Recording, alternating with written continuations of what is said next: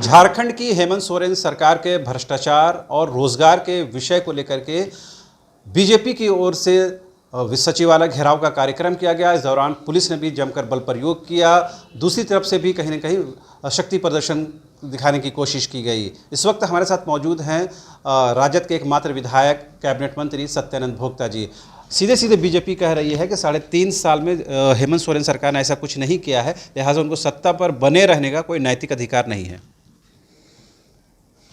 देखिए, सरकार ने 3 वर्षों में इतना बड़ा काम किए कि हम कह सकते हैं कि जिन लोगों ने 18-20 वर्ष शासन किया वो कर नहीं पाए। जब मौका मिला, फुल मेजॉरिटी सरकार थी, तो लोग हाथी उड़ा रहे थे। हाथी कभी उड़ने का चीज़ है। डोभा बना रहे थे, योजना बना रहे थे, 181 का प्रयोग कर रहे थे। उसे जनता के कोई लाभ नहीं हुआ।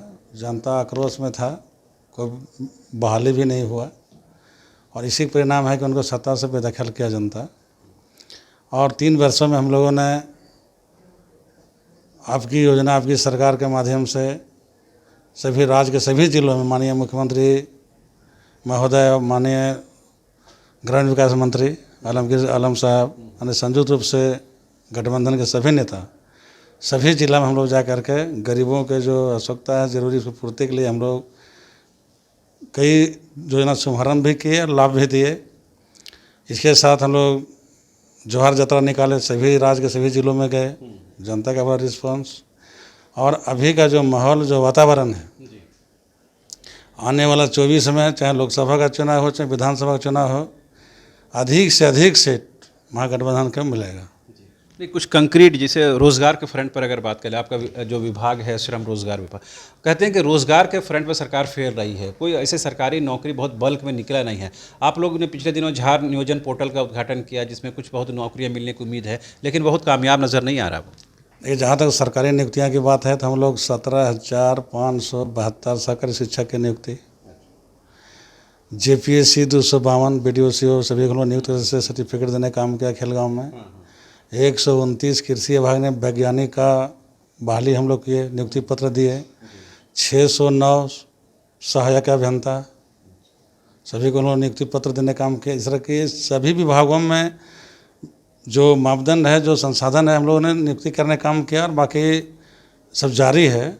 और हमारा जो श्रम रोजगार मंत्रालय है, इसमें से हम लोग प्राइवेट सेक्टर में 22 जुलाई 2022 के हम लोग ऐतिहासिक धरती मौर आबादी में 11,000 युवा युवतियों को विभिन्न कंपनियों में रोजगार से जोड़ने का काम किया।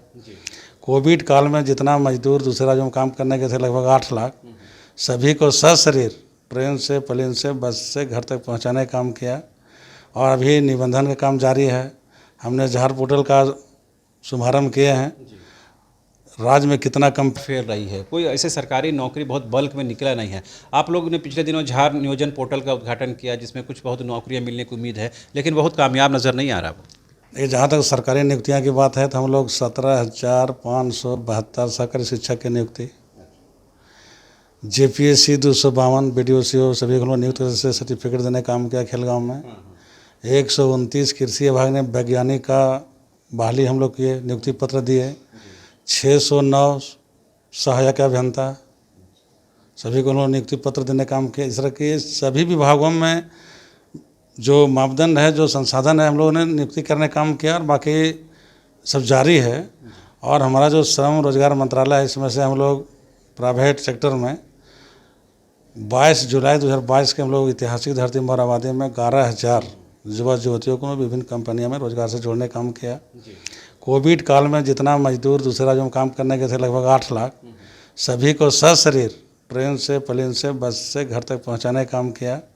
और अभी निबंधन का काम जारी है। हमने झार पोर्टल का शुभारंभ किए हैं। राज्य में कितना कंपनियां हैं, सभी को हम लोग उसको निबंधन करवा रहे हैं।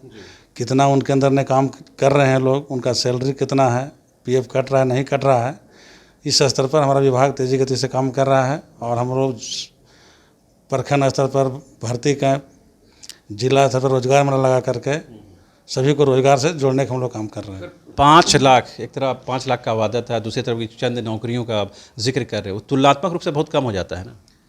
5 लाख से तो अधिक नौकरी हम लोग दे दिए। अगर पूरा हम लोग जोड़ेंगे, प्रत्येक वर्ष 5 लाख की बात थी। प्रत्येक वर्ष तो था कि 2 करोड़ रुपये नौकरी हम देंगे, केंद्र की बात आप बता रहे हैं। तो 16 करोड़ नौकरी होना चाहिए। तो कितना का नौकरी मिला? तो हमारा जो मापदंड सरकार के है, हम लोग जो वादा किए हैं वो हम लोग पूरा करने काम कर रहे हैं। ओल्ड पेंशन भारत सरकार ने रोकने काम किया, राज्य सरकार ने लागू करने काम किया। ये कभी भविष्य में किसी राज्य में कहाँ भी तो लागू किया। और उनके समय में जितने 60 वर्ष उम्र वाले हमारे बुजुर्ग माता चाचा लोग जो थे, वीडियो यहाँ चक्कर काटते थे, वो बोलता था कि टारगेट नहीं है, जब कोई किसी पेंशनधारी डेथ करेगा तो हम नया लोगों को जोड़ेंगे। ये सरकार ने लिमिटेड कर दिया कि जिनका उम्र 60 वर्ष है, किसी जात किसी का सबको पेंशन देंगे। विधवा है, कोई शादी हुआ, साल भर में पति डेथ कर गया, उसको पेंशन। विकलांग का कोई उम्र सीमा नहीं।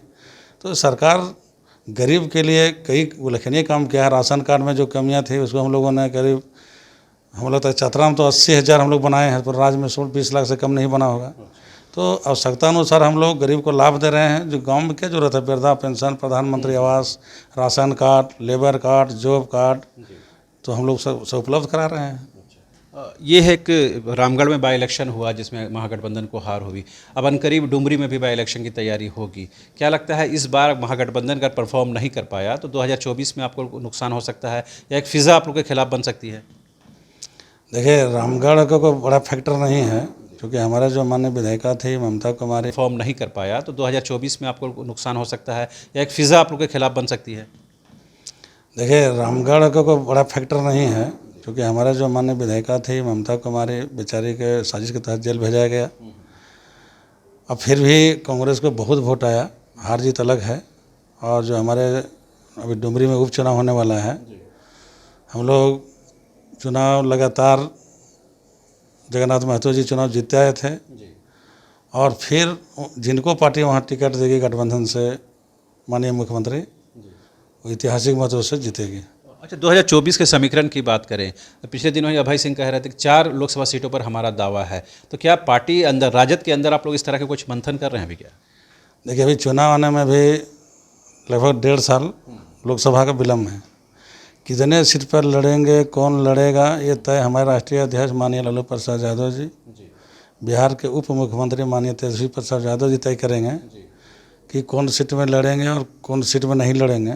हम लोग कार्यकर्ता हैं, जनता भी जहाँ काम कर रहे हैं और बेहतर तरीके से कर रहे हैं, आगे भी हम लोग करते रहेंगे। एक आखिरी सवाल, महागठबंधन में जो आप लोग की अभी वर्तमान में जो पोजीशन है राजद की, क्या 2024 में ये बदला हुआ पोजीशन दिखेगा? आप ज़्यादा सीटों पर डिमांड करेंगे चुनाव लड़ने की? देखिए, कोई भी अंक लिखिएगा तो 1 से शुरू होता है, तो 1 तो हम हैं। अब 1 से 2, 3, 4, 5 बढ़ेगा ही, कमेगा नहीं। 1 से तो कोई अंक नहीं है, 1 के बाद ही सब अंक है, और 9 के बाद 0 होता है। इसलिए हम लोग संख्या भर लोकसभा भी हम लोग जीतेंगे और विधानसभा जीतेंगे, जहाँ भी हम लड़ेंगे, जहाँ मेरा प्रत्याशी लड़ेगा, और माननीय राष्ट्रीय लालू प्रसाद यादव जी के नेतृत्व में। बस एक आखिरी सवाल, चतरा में लेकर ये बताया जा रहा है कि SC/ST वाला जो मामला आया उसके बाद आपकी पोजीशन थोड़ी सी डाउन नज़र आ रही है। देखिए, SC/ST मामला कोई फैक्टर नहीं है। SC रही, ST रही, से फर्क नहीं है। हम लोग का जो सीट है चतरा, वो राष्ट्रीय जनता दल का है। पार्टी जिसको टिकट देगी वहाँ राष्ट्रीय जनता दल चुनाव जीतेगा।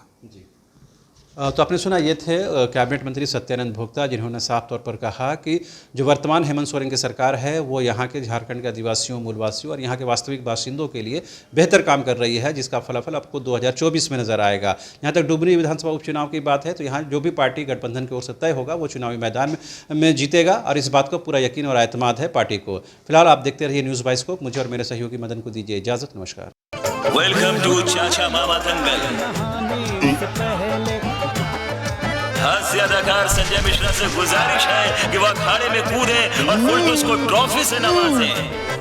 लगता है समाधि ले ली। अरे बुला रहे हैं। अरे बोल रहे हैं कि बुला लो। टॉप टेक सीमेंट, जो जोड़े तो छोड़े नहीं, मजबूती ही हमारी पहचान। 4 धामों में से एक रामेश्वर धाम सहित तिरुपति बालाजी, कन्याकुमारी, मदुरई मां मीनाक्षी देवी और श्री मल्लिकार्जुन ज्योतिर्लिंग का झारखंड में सबसे कम दर पर सपरिवार दर्शन लाभ का अनुपम अवसर। संपर्क करें मां कामाख्या धार्मिक रेल यात्रा, केसरी नर्सिंग होम, पहला तल्ला, पिस्का मोड़, रांची।